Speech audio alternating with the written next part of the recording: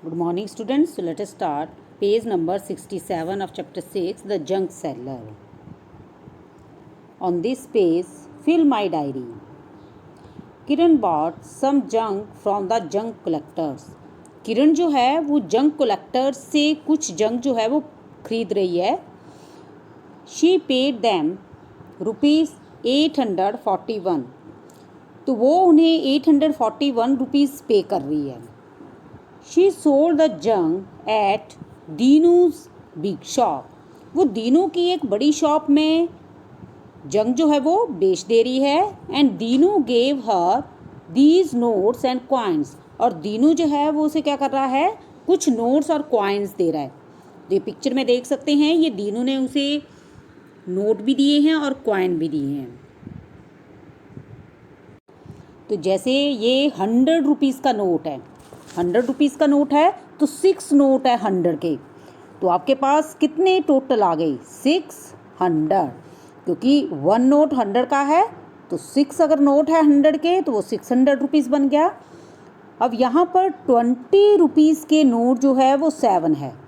तो total amount कितना बन जाएगा, 7 मल्टीप्लाई बाय 20. तो 7 मल्टीप्लाई बाय 20 आपके पास 140 रुपीज़ आ गया. नेक्स्ट जो है वो 3 नोट 50 रुपीज़ के हैं. ठीक है, तो 50 रुपीज़ के 3 नोट, तो टोटल अमाउंट कितना बन गया, 3 मल्टीप्लाई बाय 50. तो that is 150 rupees. And next 6 note जो है वो 10 रुपीज़ के हैं. तो 6 टेंजा कितने आ गए आपके पास, 60. That is equal to 60 rupees आ गए.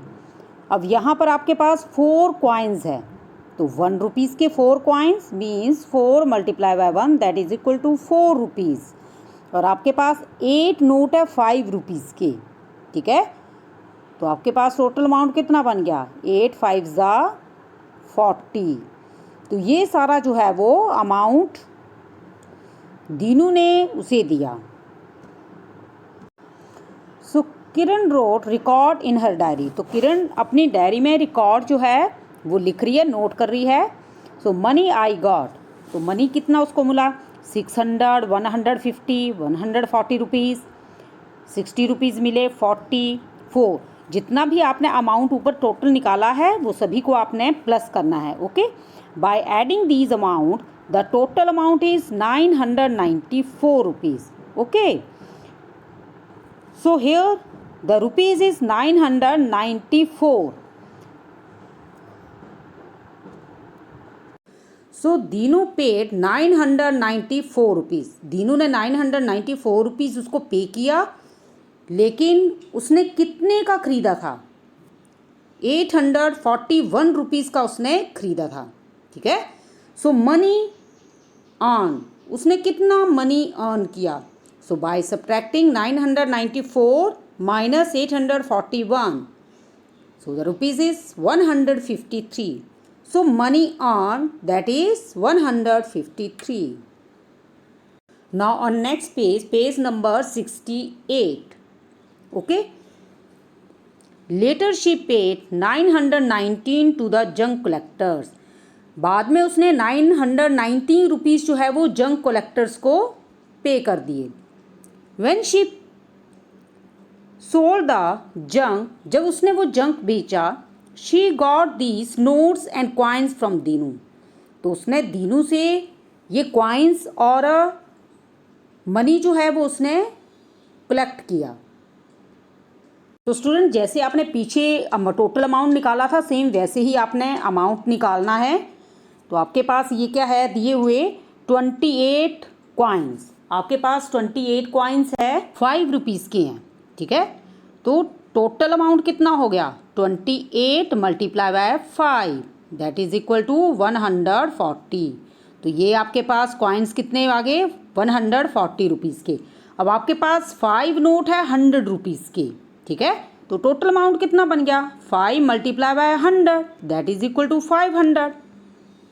अब 1 नोट जो है वो 50 का है, एक ही नोट आपका पास 50 का है, तो इसका कितना अमाउंट बन गया, 50 रुपीज़ ही बनेगा. क्लियर. 18 रुपीज़ जो है 10 रुपीज़ के हैं. ठीक है, तो तो 18 नोट्स आपके 10 के हैं, तो टोटल अमाउंट कितना बन गया? 18 multiply by 10 that is equal to 180।